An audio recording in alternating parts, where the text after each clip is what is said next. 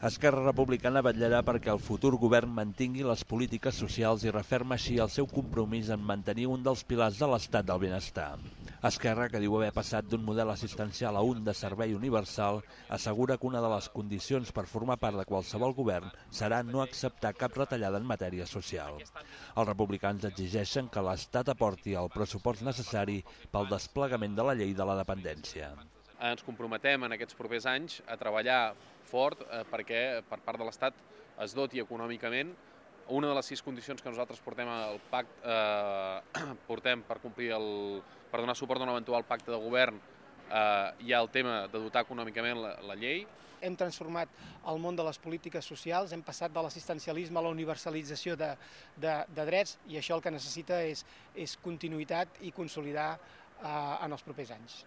Esquerra Republicana ha fet un balanç positiu de les seves polítiques socials durant 7 anys de responsabilitat a la Generalitat, augmentant en més d'un 200% el pressupost del govern i doblant el de l'Ajuntament de Terrassa.